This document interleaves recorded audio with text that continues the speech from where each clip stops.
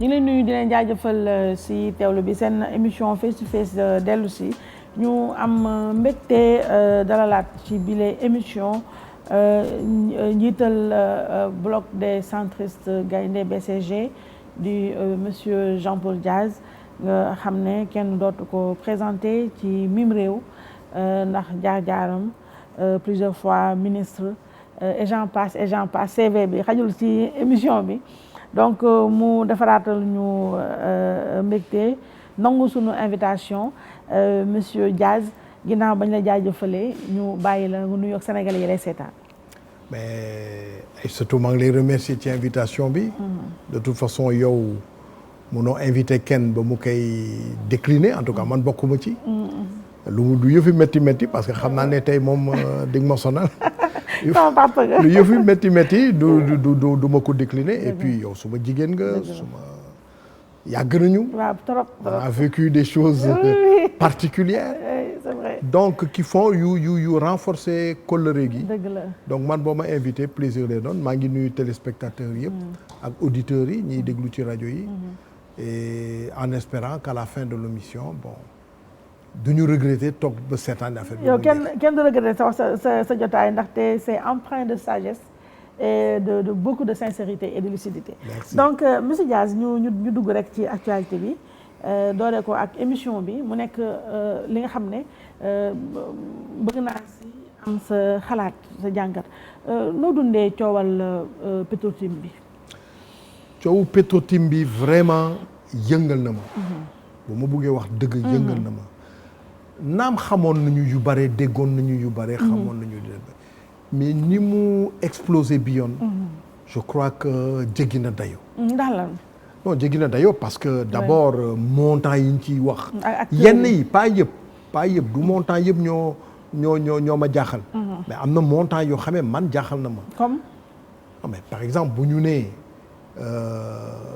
waa ji Franck Timis jaay na ay paaram BP à 180 milliards d'un seul coup nii alors que gisuma fan la état du Sénégal joxe accord parce que normalement xawma code pétrolier bi par cœur mais bu ci nekkul erreur la mais normalement Franck Timis ñun bu ñu ko joxee autorisation pour mu explorer pour mu ut ak yooyu bu demee ba di ko bëgg a jaay parce que peut-être amatul doole ba muy avancé wala am na yu mu gis mais léegi moom keneen moo ko war a continuer parce que yooyu tam dafay am da ngay toll foo xam ne da ngay xam ne yow fii sa doole fii la yem donc da ngay passer à un autre kooku c'est courant bon loolu am na mais mën na am aussi mu bëggoon def du profit bon mais loolu normalement ci dëkk bu organisé il faut l'autorisation de l'État du Sénégal su fekkee amul dans le code pétrolier c'est une erreur parce que sinon dañuy pasare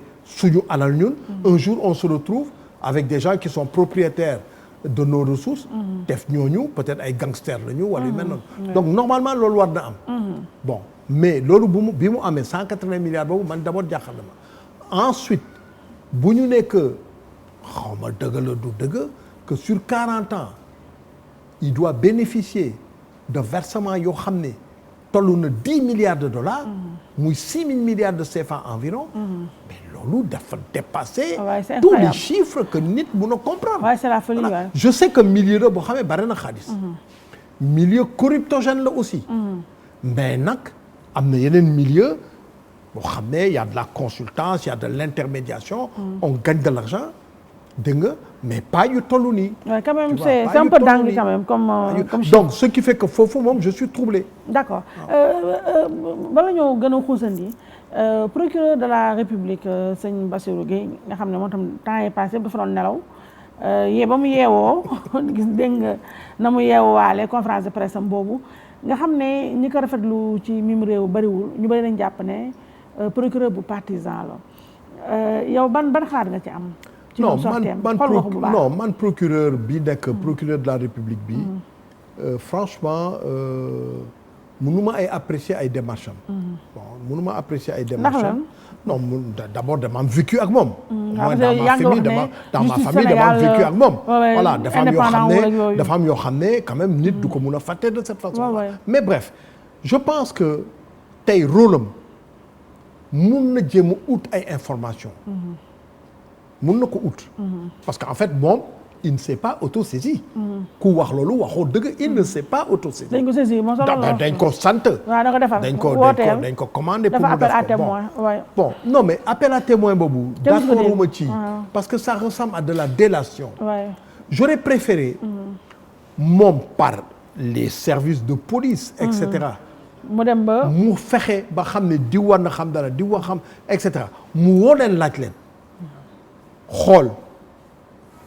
mais à supposer même ñu def ko mais fan la jëm affaire bi du dem fenn fii Sénégal du dem fenn kooku moom il faut clair mais on peut supposer que ça aussi c'est bon de savoir peut-être que am na ay nit yu am ay information yoo xam ne nguur gi amu ko en tout cas justice bi amu ko pour peut-être avancer mais je ne vois pas ban enquête lay def ak fan lay dem affaire bi du dem fenn fii Sénégal du dem fenn du dem fenn bon et puis d'ailleurs sax man personnellement vraiment je ne suis pas partisan de ñuy je sais pas ñu xër ci affaire bi je pense que tey lii am na xam nañ ko du lii am nii pour le moment sauf yenn yi l'histoire des 10 000 milliards de dollars des 10 milliards de dollars et cetera mais lii mënagul ruiner Sénégal ndax la non mënu lu ñu wax yëpp somme yu ñu wax yëpp Sénégal moo ëpp loolu mënul ruiner Sénégal bon mais mën na roñee quand même mais non mais mun na discréditer image ça c'est vrai mais mënul daaneel Sénégal mënul kii en dehors de l'histoire des 10 milliards de dollars mais 6 000 milliards de francs CFA 6 000 milliards de francs CFA bare na parce que quand même mu ñu ne du dara mais en dehors de là mënul daaneel Sénégal moo tax ma ne man bu ma sañoon léegi à partir de là dañu war a toog parce que lii du ay caxaan Sénégal dafa am pétrole te bu ñu bëggul mu nekk ci une benn malheur maanaam mu bañ ñu jig comme ni mu bañee jig ñenn ñi il faut que ñu toog sérieusement xam ne askan gi moo ko moom xool naka la ñuy tabaatee xool nuñ koy def c'est-à-dire que léegi permis saa yuñ ko joxee ñu publier ko wax kan la et cetera mu leer et puis d'ailleurs ñu def sax même beneen formule le Sénégal dafa fas yéene jox permis Massamba bu dëkk tel réew et cetera wala fii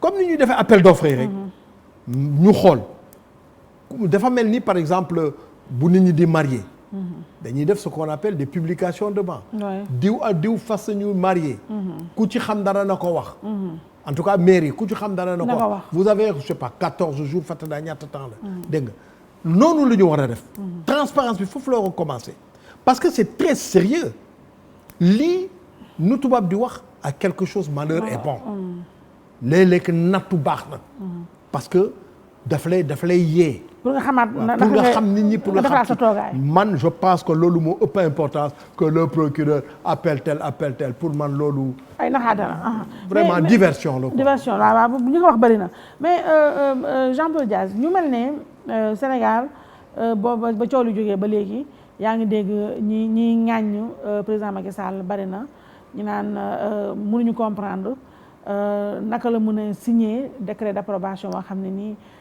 dafay jox benn société boo xam ne EGE ne woon nañ ne remplir conditions yi dégg nga daal wax ji daal bëri na bëgguma ñu dellusiwaat ci loolu ndax ni ma ko suivre noonu nga ko suivre man dama bëgg yow nga wax ma yow Jean-Paul Diaz en âme et conscience ma fàttali ne haut fonctionnaire nga te li sa xam-xam même bu dee doo expert pétrolier am nga xam-xam ci wàll bi mooy tey boo doon pointé erreur yi président Macky Sall def ci coow lii lan lay doon.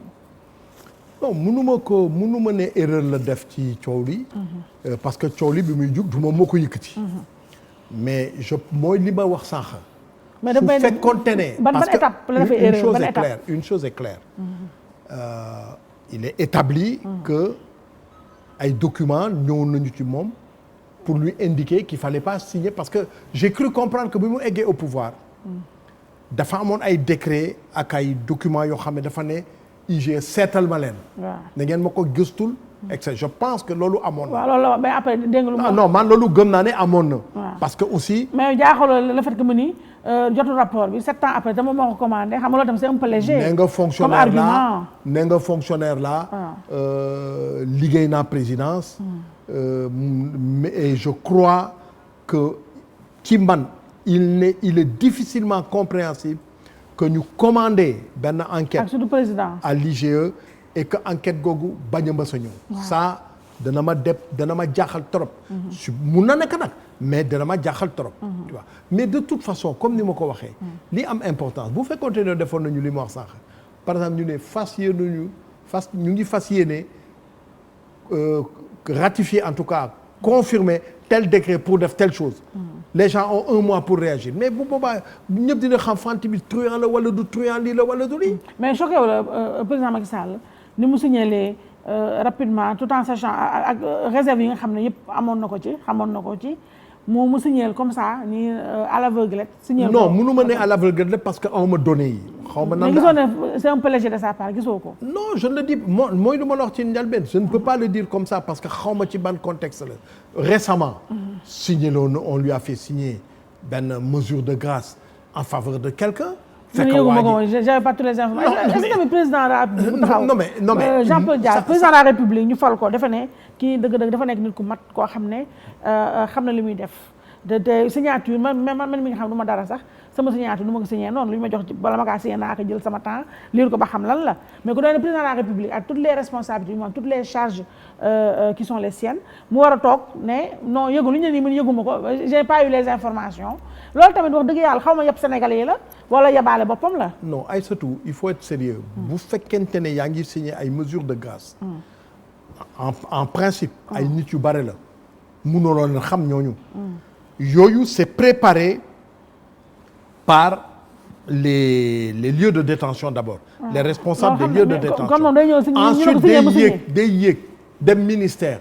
ministère am na service am na direction même ba pare egsi bu egsi ci moom. je pense que il faut mu am confiance mënul nekk foofu di xool Massamba Mademba. mais pourquoi ñu fal président boo xamante ne nii dafa yomb et même bu eggee ci moom non même bu eggee ci moom.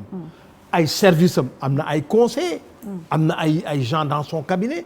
affaire yooyu ci moom lay ci ñooñu lay ñëw.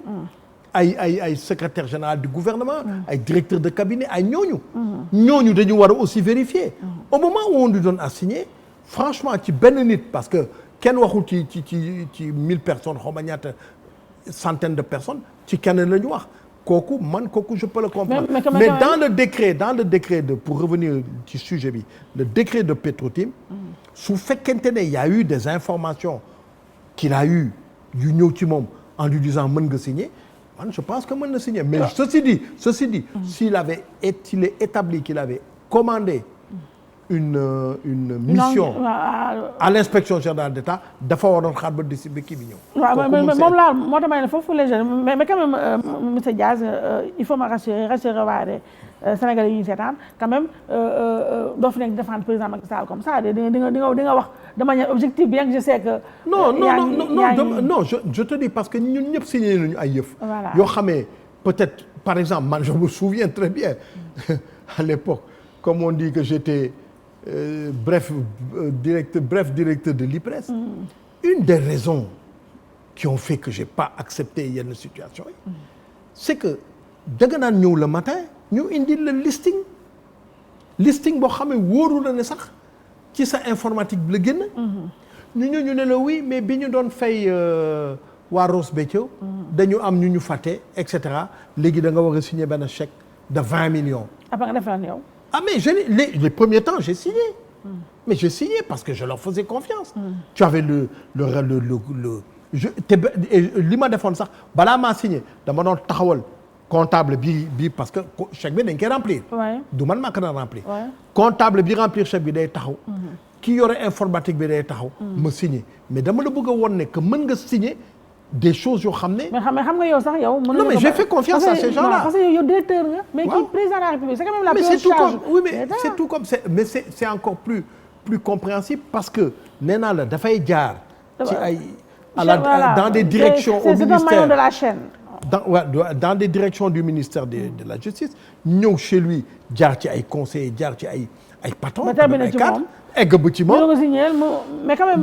de toute façon benn nit boobu mooy erreur bi donc les choses peuvent s'être pas man justifié parce que fekkewu ma mais quand même monsieur Dias pour jàll ci affaire grâce yooyu ñu bëri xam nañu ci Sénégal ne cette affaire de grâce là ay dil la da ngay ñëw am ñoo fay jaar fii jaar fële dugal sa liste à la dernière minute. am na ñu koy wax loolu quand même moom mu am ay RG am te loolu mënu fexe ba xam ko donc c'est quand même incroyable alors monsieur Dias ba tey bu ñu dellu si waatee ci beneen coow boo xam ne moo fi ne muy gis nga ba tey jëfu Petro-Tim bi finalement on s'en sort pas muy El Hadj Kassé mi nga xam ne moo yore communication président Macky Sall gis nga boobu ba léegi gaawam yaa ngi koy ŋàññ ndax la mu confirmé la BBC wax mu dem confirmer ko TV5 à savoir que effectivement El Hadj Kassé l'autre Aliou Sall il a bel et bien reçu de la part de Timis Corporation $250 000 yi mu doon weddi moom Aliou Sall donc coow la dégg nga ko léegi nag yow ci sa xalaat loolu bourde la énième bourde encore une bourde ni ñu koy waxee du service communication bu palais la wala ni ko ñenn ñi jàppee sabotage la wala lan noo ko jàngatee. Pour man je dis que c'est troublant. C'est troublant man tey na suma xel. parce que ndax nit mënul toll boobu niveau. wax lu mel noonu. lu rëy loolu. te kële di ko weddi. kooku c'est troublant.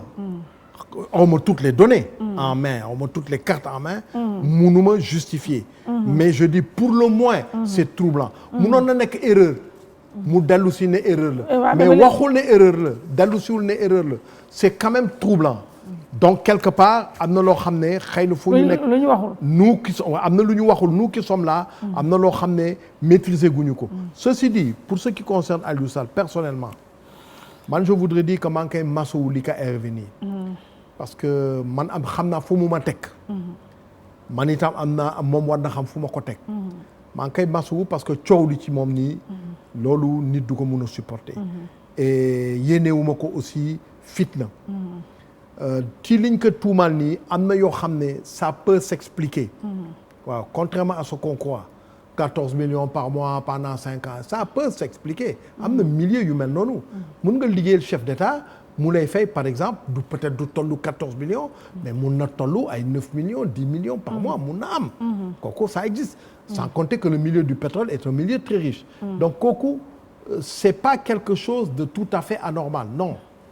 Le fait que tool gi recevoir ou pas parce que c'est ma parole contre la parole de l'autre voilà que tool bi recevoir ou pas mettons tool bi recevoir 250 millions de dollars muy 140 millions de CFA mun na nekk dans le cadre d'un prêt de personne à personne enfin tool entreprise bi moom dañu ay taxes la ñu wax non dañu ay taxes la ñu wax te xam nga taxe quand même taxe parce que taxe ay documents El Hadj Kassé moom dafa ne dañ ko fay Aliou Sall via sa société Agritrans mi nga xam ne consultance agricole dafa xam nga agricole nag wax dëgg yàlla ci affaire pétrole xam nga c'est vraiment prendre les gens pour des demeurés donc yooyu yëpp mi ngi ci donc juste pour leeral tuuti. en tout cas ce que j'ai dit je le maintiens mun na nekk nit mun na joxe en titre de subvention wala soutien. monsieur Dias dafa mel nag yow nag da nga leen xaw a jàppale. dama lay wax lu mun a nekk monsieur Dias émission bi nag narul neex na. dama lay wax lu mun a nekk jàppale loolu tam du neex tamit. mais attends dama lay wax lu mun a nekk.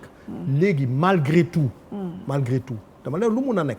mais malgré tout je dis que c'est troublant. kii ne moom jotul dara. que ne taxaw ne jot na te mu toog wetu góor gi. ça c'est troublant. mais troublant boobu. waaw ça veut dire que mais parce que xaw ma fu dëgg bi nekk. xaw ma fan la dëgg bi nekk. donc foofu am na un problème. mais dafa parce que tamit man mii sax quand même dëgg-dëgg bu dire la vérité El Hadj Kassé gëm naa ne daray dof nekku ci El Hadj Kassé bu demee ba toog osé. toog ci TV5 àdduna di ko dégg mu wax loolu mu wax ba pare ne du explication information la xëyaat suba dàbbali ko RFI. waxaat fa yeneen wax yoo xam ne ba pare tamit loolu yëpp ba ma amee bizarrement président Macky Sall dañuy voyagé barki démb ma nga ne copp ci avion ba donc est-ce que troublant loolu moom ma troublé ah bon nu ma troublé yooyu yëpp non ensemble yooyu yëpp ñoo ma troublé. parce que bu fekkoonte ne El Hadj Kassé defoon na benn bourde je vois pas lu tax président di ànd ak moom par exemple. par exemple. te moom néew te moom El Hadj Kassé néew je m'excuse j'ai fait une erreur. je vois pas. kooku benn ngoog. deuxièmement moom wax na Aliou weddi na te man gisuguma document. parce que BBC moo wax. y a eu tel virement. mais BBC daf ñu waroon def facsimilé wul virement bi. parce que facture wala soutien dama lay lebal wala dama lay jàppale. mais kooku ay documents yuy jaar ci banque yi la. à ce niveau de somme actuellement ci àdduna day jaar ci banque yi. waaw mais quand même xam nga BBC moom defe naa confirmation gënul rëy bi El Hadj Kassé def El Hadj Kassé bu taxaw ne moom am na information te comme ni nga ko waxee El Hadj Kassé du n'importe qui du man ak yow. waaw bu dem taxawee laa ne effectivement y a eu paiement $250 000 Aliou Sall palpé weddi ko mais loolu moo ma troublé. loolu la donc ça veut dire qu'il y a un problème. kéemaane na il y a un problème kéemaane mais quand même monsieur Diaz depuis éclatement affaire bi boo xoolee camp pouvoir bi version waa pouvoir version ma leen koy joxe cacophonie bu rëy moo fa am donc loolu aussi ci communication de crise nit ñi xam nañ ko foofu tamit est-ce que président Macky Sall fayuru fa ndaxte yu mel ni bu amaan xanaa di nga woo sa ay nit sax ngeen toog ngeen waxtaan nga jox leen ay quelques éléments de réponse nga jox leen quelques informations pour ñooñu sax xëy na moom mënu taxaw fu ne di setal boppam waaye mu am benn ñaar ñett ñoo xam ne dinañ am les bonnes informations ñu mën ko baaxee àddina bi xaw ko raxasaale tuuti. man du ma jàngal du ma enseigner président Macky Sall nan la waree organiser communication. mais luy dëgg te du dañ c'est que depuis le début depuis 2012. la communication au palais saa waay demeewul noonu. le travail n'est pas fait correctement. kooku xoolal ñaata nit lañ fa changé. donc foofu moom am na fa problème. bon moom nag moom la ñooñu di waxal. xaw ma nan la gars yi di liggéeyee. musuma bokk ci groupe yu mel noonu xaw ma nan la gars yi di liggéey mais je dis que depuis le début il y a des problèmes de communication à la présidence. kooku depuis le début c'est ça mais léegi ci benn wàll monsieur Diaz ndax temps bi mi ngi dem.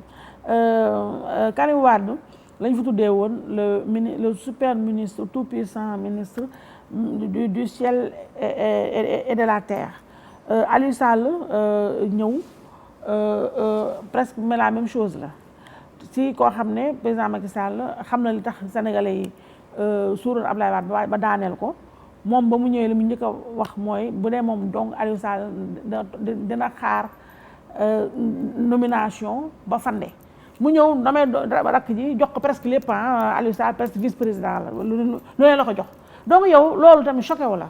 mais Aliou Sall d'abord joxu ko lu nekk joxu ko lépp. yow boo yoree CDC. non attends CDC presque mooy Banque Sénégal. CDC mooy mujjee. dafa jëkk a yor mairie bi. waaw yor na mairie yor AMS. fi ñu toll nii CDC boobu mooy gérer Air Sénégal. mooy gérer lii mooy gérer lële. waaw d'accord mais loolu c'est. la mu yanu bëri na. c'est quand même pas comparable à lu fi Karim Wade yor c'est pas comparable. mais y a autre chose yaa ngi tudd Kassé sax. mais Kassé a dit que bi ñuy nommé si j'ai bien compris. bi ñuy nommé Aliou Sall CDC. le président avait le dos au mur. mais la invité ko fii nga laaj ko loolu. même yooyu yëpp neexuma parce que tamit un président boo xam ne à qui on soumet une pression terrible ba naan ko nomel li kii par force mu nommé ko. man information yëpp neexuma. neexuma daal ci président. mais loolu non man toogaluma fi président.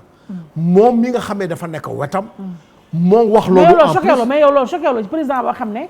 bu ñu ko soumettre pression mu def loo xam war ko def loolu pression mu deñee boppam weddi boppam loolu yëpp dérangé wu la lépp loo xam ne président mën na ko def ci dimbali nit ci yërmande ci jàppale kooku man d'accord naa ci mais ci pression kooku moom je crois pas que war na am mais ci bëgg dimbali nit bëgg jàppale nit bëgg je sais pas man yërëm nit wala dara kooku man comprendre naa ko. mais yërëm nit ba def loo xam waroo ko def est-ce que ñun. non man je suis pas ñun quand même on veut un président qui a quand même quelques états d'âme mais qui n'en est pas trop quand même au point de tout laisser passer. fu ma toog nii man munuma ko justifier munuma ne lii moo tax la moo tax moom mii ne qu'il avait le dos au mur.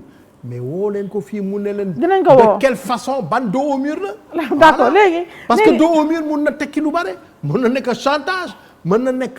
mais loolu benn baaxu ci nag ci président ci deru président. mun na nekk bu dee mbokk chantage yi je ne sais pas. xoolal loolu yëpp bu dee chantage bu dee pression loolu yëpp nag taxul ñu fal président boo xamante ni dëgg-dëgg boo ko ne xuy mu defal li nga bëgg. dégg li ma la taxul ñu fal président nee naa la président nit rek la. y a des choses yoo xam ne bu ko defee. ndax yërëm nit d'accord naa ko. am na yoo xam ne bu ko defee ndax bëgg dimbali nit d'accord naa. am na yoo xam ne bu ko defee ndax bëgg jàppale nit d'accord naa. loolu yëpp mun naa ko comprendre. parce que bu ma ko nekkoon xëy na ma def ko. mais bu ñu ne il a le dos au mur il faut appeler celui qui l'a dit lui demander pour comment l'autre avait le dos au mur. on va l'appeler mais quand même bëggoon naa nga jox ma sa xalaat ci loolu léegi ñu gàll ci ba ci des xam nga ba coow li jógee ba léegi boo xoolee dafa mel ne quand même Aliou Sall mine de rien bien que maa ngi gis sama mag jooju yaa xam moom xam naa ne bu yëfi jàllee moom Aliou Sall foog muy fayal ko ay spa ay xamaam xeetu baax yooyu. ak ndax xam naa salif bi léegi mu jeex ndax wax dëgg yàlla nalawatul yaa fu ñu door Aliou Sall rek mu tey bëggam tontu donc à part ay yaa xam ak yooyu ak Farba Ngom mi mu invité woon barki démb presque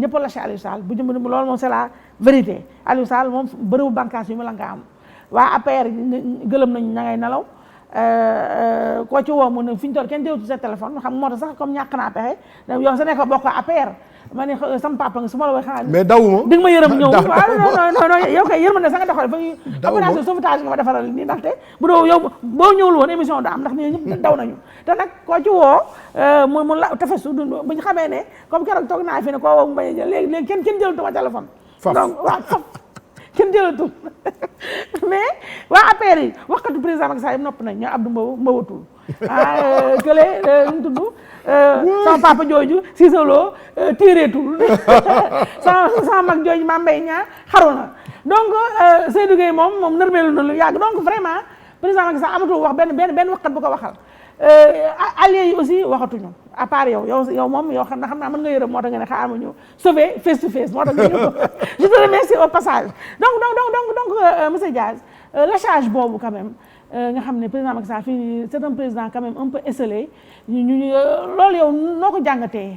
que c'est à lui de tirer les conséquences et les leçons oui. oui en quoi faisant.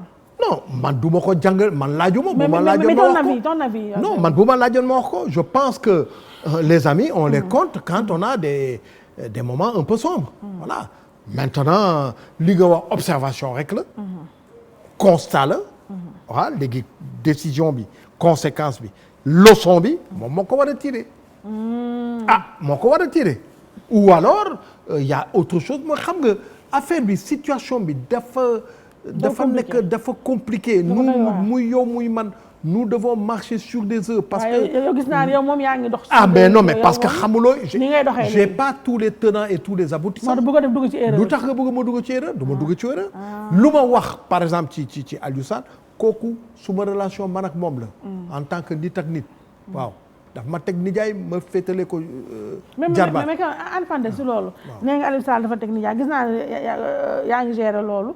mais man lu ma jaaxal mooy Barthélémy Diaz sa doom bëgg dee bu gis nga la mu yàq Aliou Sall conférence de presse gis nga ko la mu fa yàq bañ a ko démissionné nag carrément ci association des maires du Sénégal bi nga xam ne Aliou Sall moo ko jiite li tax mu démissionné nee na moom il n'est pas question mun toog kenn ko xam ne dañ ko tuumaal ci yu mel noonu mu koy jiite donc yow nga toog ne Aliou Sall sa jarbaat la ngay xaw a ménager waale foofu c'est pas un peu incohérent. Pourquoi man c'est pas moi qui ai dit quoi que ce soit yow Barthélémy Diaz invité ko fii. kii du mu tudd Aliou Sall invité ko fii kooku benn la te Barthélémy Diaz moom ñoom ñëpp dëkk nañu di ko xas am na benn illustre inconnu tey boo xamee dama ko gis ci benn journal. muy xas Barthélémy mais il n'arrive pas à la cheville de Barthélémy. c'est un illustre inconnu. kooku bu doxoon fi Sandaga tey wala fenn kenn du xam kan la alors il y a des tas d'idiots des énergumènes comme ça. pour se donner de la contenance. il faut dañ koy saaga moom.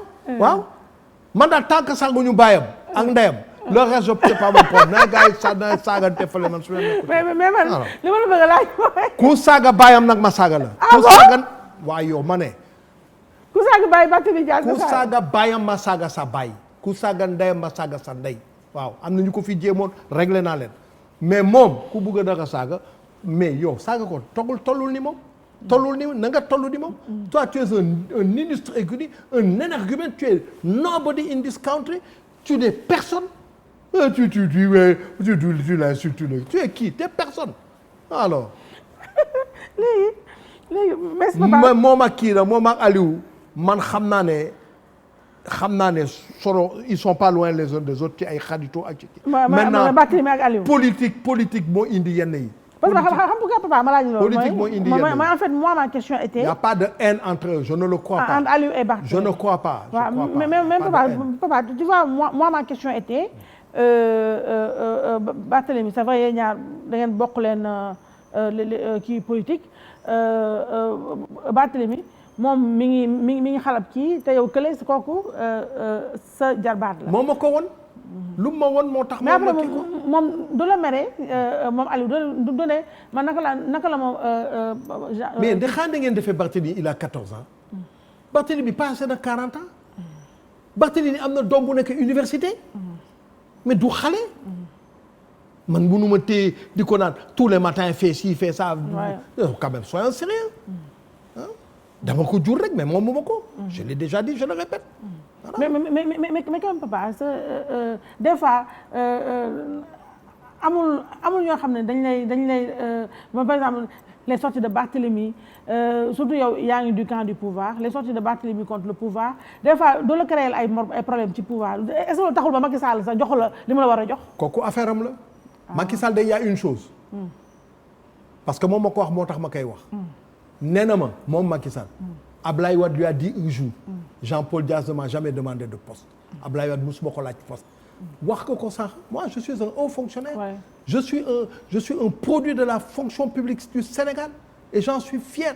je suis un énarque sénégalais et j'en suis fier. dégg nga je ne demande pas de poste. danga may jox xayru joxuloo ma yàllaa ngi fii jeex na. waaw mais quand même xalaat nga ni parce que.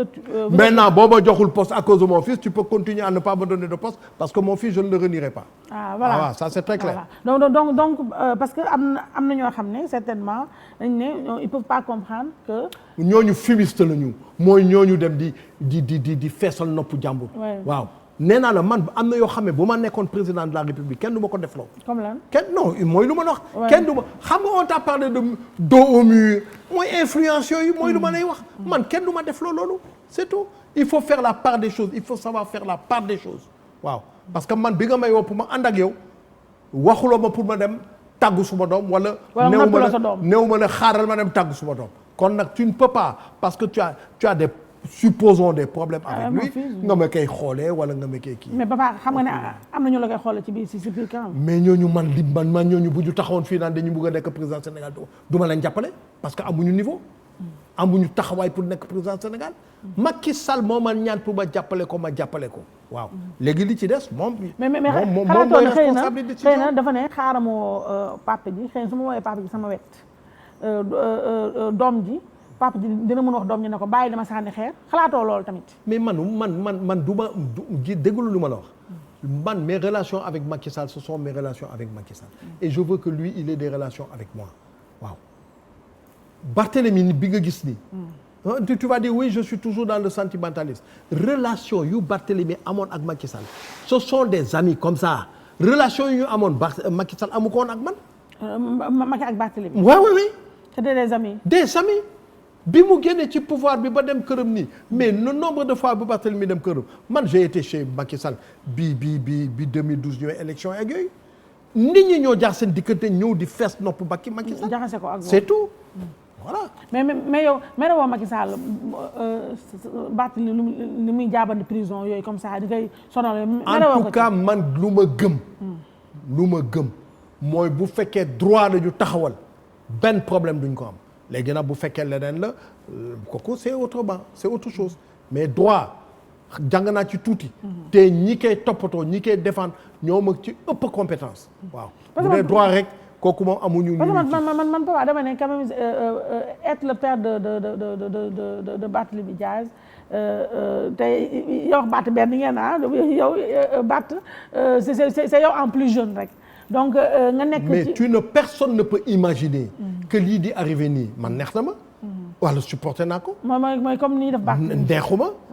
man sax awma importance mais ndeyam muy man muy Barthélemy man taxaw naa ci kanamu ndeyam di ko baalu àq ndax jigéen gu baax a ngoog waaw yaay ji c'est une brave femme une femme pieuse une femme croyante dégg nga li ñuy def ni lu muy def ci moom ñoom xamuñu ko non mais dan ku bugg a def defal rek ku ma ne Ablaye Wade ak Karim Wade am na bu démb doon tey am na lu ñu def nit yoo xam ne bu doon tey duñ ko def ñii bëgg a def lan nañu def mais quand même papa yow compte tenu de sa proximité ak président Macky Sall ba pare nga mag ko gën yàgg ko jiitu ko ci politique est-ce que par rapport ak li muy def enfin en tout cas lu ñu bëri lu ñuy wax ne moom lay def Barthélemy yow mënoon toog tuuti ak benn aparté benn péto bu ndaw ak moom nga ne quand même Macky sama rakk nga mais Barthélemy sama doom la nga jéem a mais kooku xam na ko kooku on n'a pas besoin de dire xam na ko moo tax ma ne la man maa ngi seetaan c'est tout. la ngay seetaan. non affaire ba le passé les 6 mois là. xam nga ne kooku procureur bi moo def lu ko neex. le même procureur dont on parlait tout à l'heure au début moo def lu ko neex. amuloon benn explication. on a un problème au Sénégal. et je suis désolé ba tey les ministres de la justice. qui se sont succédés réglé wuñu loolu entre le procureur de la République et le juge d'instruction dégg nga y a des pouvoirs exorbitants yu ñu leen jox gars yi di def li leen neex waaw mais ñoom nañu continuer def li leen neex ba keroog yàlla aussi di def li ko neex waaw moo tax may ne loolu il faut que ñu génnee ko pouvoir yooyu dafa excessif waa ji wax na waxam fële mais appelez-le réprimandez-le et cetera donne-lui une amende mais tu vas pas le mettre en prison pendant 6 mois pour te réveiller dire oui maintenant l'appel xam nga yooyu caaxaan la voilà yooyu caaxaan la c'est injuste c'est exactement ce qui se passe avec Khalifa Sall dégg nga c'est injuste la situation de Khalifa Sall man wax naa ko waxat naa ko damay dellu di ko wax mais waxtaan nga ak Macky nga ne Macky waxtaan nga moom ci ay Khalifa ak yooyu. pour ma mun ko wax ak Macky problème Khalifa Sall mais il faut mu créer occasion bi d'abord. kon yow toog wax moom lu depuis quand ngeen gëj a toog. non yow chaque fois yooyu nga may poser comme question du ma ci tontu loolu d'abord il faut ñu créer conditions yi. et puis deuxièmement ñu bare def nañ ko fii am na ñuy signer ay pétitions maire de Dakar wax na ko ñeneen ak ñeneen wax nañ ko. fii laa koy wax damay ne président Macky Sall Khalifa Sall bàyyi ko. alors on vient te dire parce que à la décharge de Macky Sall du juriste am na yoo xam ne mën nañ ko il va croire mooy li ma la wax nii il va croire ce que lui disent les services yenn yi dañuy fen voilà ou alors c'est de l'incompétence comment on peut dire au président mënuloo ko gracier tant que la procédure n'est pas terminée mais on prend des gens pour des demeurés ou quoi parce qu'il y a deux choses soit la procédure n'est pas terminée à ce moment-là, Khalifa Sall aurait dû être candidat à la présidentielle. Logiquement. Mais c'est ça. Puisqu'elle n'est pas terminée. Vous l'avez maintenu là-bas. En tout cas, ceux qui décident des autorisations pour être candidat l'ont maintenu là-bas sous prétexte que la procédure est terminée. Deuxièmement, si la procédure n'est pas terminée, maa ngi wax français bu fekkee procédure bi jeexagul. mais lu tax ngeen nangu mandat député depuis règlement intérieur assemblée nationale dafa ne yow boo nekkee député nga yoon topp la ba décision bi nekk définitive mun nañ la folli ci sa siège u député lu tax ngeen folli ko boo leen ko folli c'est parce que la décision est définitive c'est ça donc c'est finalement donc ñi ko entouré en tout cas ñi koy xelal ñoo koy wax n'importe quoi. moom aussi muy gëm n'importe quoi. muy gëm n'importe quoi. dama la ne à sa décharge c'est pas un juriste man bu ma woon danaa ko ne Khalifa bàyyi ko ndax lii gars yi li lay wax nii. taxawul c'est faux. on peut gracier et puis xoolal constitution Sénégal lu mu wax. le président de la République damay wax nii de mémoire. le président de la République a le droit de grâce. point. On n'a pas dit il a le droit de grâce dans les conditions définies par la loi. Voilà, on n'a pas dit ça. Il a le droit de grâce. Il y a des formalités, d'accord, mais si telle ou telle forme, je te donne une formalité. Le droit de grâce s'exerce su fekkee nit ki demandé na ko. su fekkee avocat am demandé na ko. su fekkee mais il peut ne rien demander. yow de toi-même tu accordes le droit de grâce. bëri na fi ñu koy def alors il faut qu'on arrête de prendre les gens pour là je suis d'accord. donc je dis que une fois de plus Khalifa Sall lu may ñaan président de la République na ko bàyyi. su buggee argument na ma woo ma jox ko argument yi ma te yi ay xoymet la gis naa ay xoymet la waaw da ngay piis nandite la il faut le quitter il faut le laisser partir. Il vaut mieux en tout cas il est grandement temps. Il est grandement temps. Je ne sais pas il y a quelqu'un qui a dit une expression une fois dama ko fàtte expression bi exact. Il est grandement temps que le président de la République ait autour de lui des gens qui sont capables de lui dire. Mais il n'en veut pas lui. lii du yoon. Mais il n'en veut pas. Ah bon alors s'il n'en veut pas n'en parlons pas. Il veut des flagonneurs à ses côtés. Donc il en a à l'appel des flagonneurs. Le président Macky Sall a besoin de flagonneurs. Donc léegi moom moo tax il en a des tonnes léegi monsieur Diaz est-ce que vraiment man ak yow face to face direct.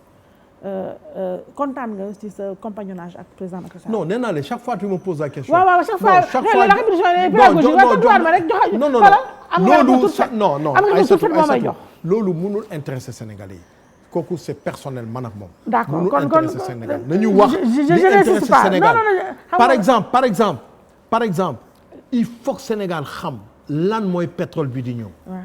lan mooy gaz bi di ñëw. nan la tollu. lan la mën a def lan la mën a apporter lan la mën a dooleel Sénégal et dans quelles conditions yooyu c'est des choses intéressantes. léegi xam nga man dama lay may yoo xam ne dama ko may keneen parce que yow man maa la bëgg sama papa moo tax je n'insiste pas cette question-là je la laisse de côté. non mais parce qu'elle n'a pas d'intérêt. voilà non mais si pour yow amul intérêt mais am na intérêt mais quand même man maa la ko may. léegi pour ñu revenir un peu si il nous reste moins de 10 minutes vite fait rek Aliou Sall ñu bëri ñi ngi wax ne président Macky Sall pour indi pour apaiser pour dellu sax dafa laata daal de restaurer sunu image quand même boo xam ne vraiment écorné wu na bu baax a baax li gënoon mooy bu Aliou Sall bañ a démissionner moom na ko démettre vite fait sa xalaat. man suma xalaat gisuma lu tax bu war ko démettre parce que li ñuy wax ni coow li. toppul caisse de dépôt et consignation. toppul loolu. c'est un problème qui concerne un autre secteur. donc je vois pas lu tax mu koy démettre. et personnellement je pense que bu ko démettre moom il aura reconnu que Aliou a tort. donc suma point de vue loolu la. da nga bëgg li continuer nii comme ça. non dama mooy li ma lay wax depuis le début peut-être je me suis mal exprimé. je pense que léegi fu affaire yi tollu nii. je pense qu'il vaut mieux qu'on calme le jeu. Comment le calmer? Non, c'est-à-dire que des gens se retrouvent, le président réunit autour de lui des gens, même ñi koy xas ni les gens qui font les marches. ñi di marche nii. Qui les appelle autour d'une table. Qu'il appelle quelques-uns, enfin les représentants. Qu'il discute avec eux. te loolu dafa war. C'est pas parce que c'est monsieur Sam, monsieur Diou, du officiel, mais il faut parler avec les gens. Il faut surtout les rassurer. Et moi, le mot depuis le début, il faut que dorénavant, man j'aurais voulu qu'on dise képp ku am xalaat ci nan nañu war a doxale pétrole bi léegi. na ñëw dig joxe ko. Qu'on en parle. Voilà, qu'on en parle. Et que là, oui. Pas vous les informations que ça du nee naa la du dem fenn. Donc il faut loolu la ñu war a def. D'accord. Il faut qu'on sache que le Sénégal a un potentiel. Potentiel boobu nag il faut que ñu mun ko utiliser. On a à peu près pour 30 ans de pétrole. On n'a pas pour 1000 ans de pétrole. La Norvège en a pour 200 ans de pétrole. Nous on a pour 30 ans de pétrole. Lu ñu am tigi c'est le gaz. Gaz bi bu commencé génne d'après les études des experts, le Sénégal se situera parmi les 10 premiers pays producteurs de gaz dans le monde. C'est pas n'importe quoi. C'est pas n'importe quoi. Maanaam dañuy jege ay Canada, dañuy jege ay Algérie. Algérie c'est le premier en Afrique. dañuy jege ay dëkk yu mel noonu, n'est-ce pas? Peut-être duñu tollu ni Qatar, c'est pas possible. On s'en rapprochera. On s'en rapprochera. Donc loolu alal la. Alal googu dañu war a xam nu ñu koy utiliser. te bu ma sañoon exemple Norvège la ñuy gis dégg naa ko naan nañ dem Arabie Saoudite man exemple Arabie Saoudite ça m'intéresse pas parce que c'est une caste qui en profite. Je dis et puis c'est vrai que c'est des nationaux mais c'est une caste qui en profite. nañu jël exemple Norvège. D'accord. Norvège li mu am tey ci gaz ak ci pétrole population bi mun na toog ñaari at du liggéey ñu yor leen. te à côté de ça dañu war a def attention aussi. parce que c'est pas gaz bi ak pétrole baa ngi ñëw ñun ñu nekk suñu olala di dem non Sénégal ñu ngi commencé car ñu ngi commencé bare. je l'ai dit ailleurs nit ñi di ma xool ak ay bët comme ça et cetera man indépendance fii la ma fekk. comme je dis ak République du Sénégal maa ko mag. on était 3 millions. 25 ans plus tard une génération 1985. on est passé à 6 millions et demi. 25 ans plus tard 2010. Ouais. Nous sommes à 12-13 millions. mais man ne on ne peut pas continuer comme ça. chaque 25 ans population bi di doubler. loolu c'est pas c'est du système bu baax. maa ngi lay wax yu fu Norvège ils ne sont même pas 6 millions. ils sont 5 millions et demi. donc on ne peut pas waruñu banaliser affaire boobu. Ouais. parce que si on banalise la natalité la démographie. Ouais. mais li di ñëw du ñu jëriñ. ça va pas être super. voilà ça va pas suffire. d'accord alors te pétrole bi ñu am. foofu lay daanelee ci ce sujet bi pétrole bu ñu am ñun bu ñu xamee moom la ñu xayma. dina mun a nekk à peu près li Ghana am tey. ah ok. 100 000 barils jour. 100 000 barils jour c'est 150 litres multiplié par 100 000. dégg nga kooku alal la kooku c'est plus de 6 milliards par jour. bien sûr que tu partages avec ñi explorer. ñi di exploiter. dégg nga donc il faut ñu def attention. voilà et qu'on en tire les leçons léegi. qu'on en tire les leçons et qu'on avance. alors Jean-Paul Diaz jotul nee na ñaari minutes moom des jotul may ma 2 minutes yi.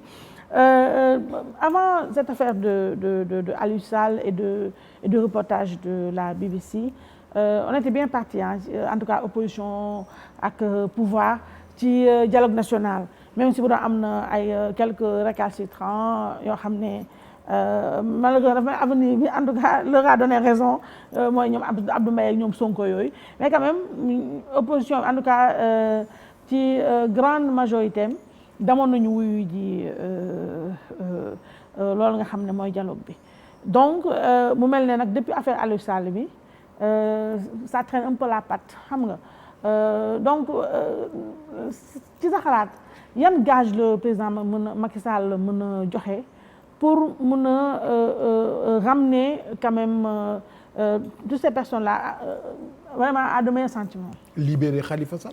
par exemple autoriser les marches. par exemple voilà tu comprends. dialoguer avec les gens quand ils veulent discuter avec toi. n'est-ce pas. moi j'ai déjà dit un président de la République c'est pas fait pour travailler. c'est fait pour présider. Présider c'est recevoir les gens. c'est discuter avec les gens c'est échanger avec les gens. c'est ça être président. c'est pas travailler. voilà donc c'est donner des je dois dire d'ailleurs que man j'insiste pour gars yi dem de tontu ci dialogue bi. mais tu comprends très bien que tu les mets tu les mets dans des situations délicates. quand ils sont autour de la table de dialogue. et pendant ce temps on tire des lacrymogènes sur des gens. qui veulent manifester xam nga yooyu mënul nekk. et puis c'est un peu les mettre en mal avec la population. tu les mets en mal avec la population. heureusement la dernière manifestation de jeudi. de vendredi. autorisé nañu ko ci lu ma dégg. bon d'accord mais il faut donner des gages. que ça soit plus souple parce que problème bi c'est un problème de confiance. à tort ou à raison. c'est un problème de confiance. voilà à tort ou à raison. donc moom moo war a joxe les gages. président de la République moo war a joxe moo war a wone par des actes les attitudes de confiance. d'accord alors comment va le BCG fan la yëg yaramam toll. BCG mu ngi fi problème mu BCG mooy lu mu yàgg am rek mooy problème mu moyen. da ngeen di gis nit ñi nii tout ngeen ni politique c'est des moyens financiers. mais papa yow nag yàlla seetaan am nga xaalis na papa pauvre loo nag xanaa gis naa sa oto bi nga gaare fii tamit nag non c'est des moyens financiers c'est surtout ça suñu difficulté mais yow am nga macha allah li nga toogaale man seetaan sa bopp lu tax mais man su ma benn doom bu jigéen rek mun na ma yor. waaw ok macha allah. su ma benn doom bu jigéen rek waxuma bu ñeneen ñi. wax ay baat yooyu. non su ma benn doom bu jigéen rek mën na ma yor. waaw yow namoo dara. non c'est pas que namuma dara nam na. la nga nam papa. ñaareel maa ngi koy nam.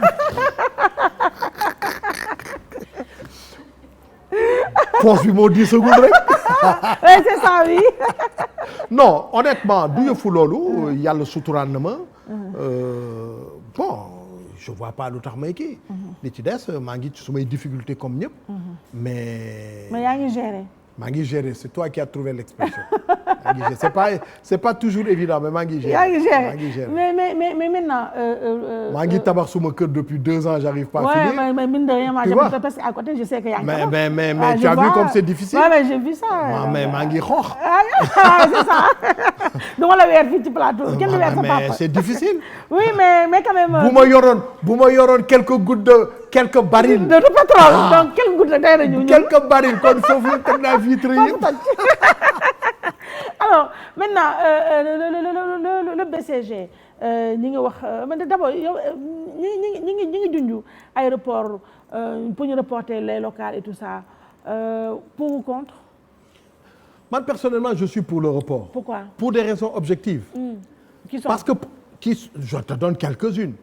boo buggee tey ne que par exemple du décembre la ñu wax. boo buggee tey def élection yi en décembre. Ouais. Mais il faut nga ubbi une période d'inscription. Ouais, quand même. te minimum 3 mois la. Ouais. dégg nga foog ñu nettoyer fichier bi. te ni fichier bi nettoyer wuguñu ko. Il y a des gens yoo xam ne gis naa leen fii ñuy saaga comment on appelle ça Union européenne. naan elle se mêle de ça mais Union européenne boo bëggul mu dugg sa yëf. déjà Union européenne bu moom du ñëw ah. day ne dama bëgg a ñëw. nekk observateur nga ne ko ñëwal. waaw te Union européenne def ci dugal xaalisam. alors boo bëggul Union européenne ñëw tu commences par ne pas bañ jël xaalisam. alors donc je pense que am na yu Union européenne wax yoo xamee war nañ ko gëstu. il y a eu cette affaire des parrainages. man je suis favorable sur le principe du parrainage. mais quand on te démontre que pour les locales c'est pratiquement pas possible ben problème la. Mais de notre côté aussi mënuñu bàyyi n'importe quel sniper. dem naa da ngay présenter pourquoi. je suis d'accord ben voilà. léegi BCG dafay nekk candidat local non. Non on verra le moment venu. on verra certainement ça sera comme on a fait les autres fois. au coup par coup fii mën nañu présenter fële on laisse tomber ainsi de suite. et puis vraiment je reviens à en tout cas bu amee sponsor daal bu amee Franck Tibis bu am alal daal na ma sponsoriser. man ak yow. ñun ñaar sponsorisé ñu léegi ñu woon lan la. bu baax ñu woon nit ñi lan la. en tout cas je vais terminer par ma sempiternelle question dont tu ne veux pas entendre parler. Moi j'espère que le président Macky Sall en tout cas avant la fin de son mandat au moins ma dégg sama papa Jean-Paul Diaz PCA de quelque chose parce que li fi nekk PCA gënuñu la PCA de quelque chose au moins. Aïssatou bëgg ko PCA vraiment yow daal tu fais exprès quoi franchement. pardon. dama la ne dama PCA wul laa wax. man bu may ut place damay ut position senior dama PCA wul kenn gënuma fi jàng. kenn ëpp ma fi fit kenn daxuma fi liggéey kenn gënuma jàppale ab Macky Sall. kenn gënuma fi sérieux voilà doo leen nekk fii di joxe ay place yu baax. déjà ñun ñuy xoolal dama PCA wul laa wax. voilà. man mi nga xamee ne dans le passé la ministre kañ. donc lu may PCA. doy wax dara d'accord naa. papa tàggatoo bala ngaa mer bëgguma nga mer tàggatoo. non meruma xëy na xadat gi moo mel noonu rek. c'est que booy wax dëgg da ngay wax carrément. ak sa xol man je ne suis pas un homme lymphatique je suis un homme énergique. donc damay wax les choses clairement. c'est pour ça que je t'adore. damay d'abord comme wax loolu faut ma baalu ak téléspectateurs yi. parce que xëy na wax na ay wax yu yoo xamee. jaarul yoon maa ngi ciy baalu ak. mais nañu xam ne li ma wax yëpp ci suma xol laa ko tibbee. wala sagaru xam-xam bi ma yàlla dénk. dégg nga ci laa ko tibbee moo tax ma wax ko. léegi fu ma toll nii.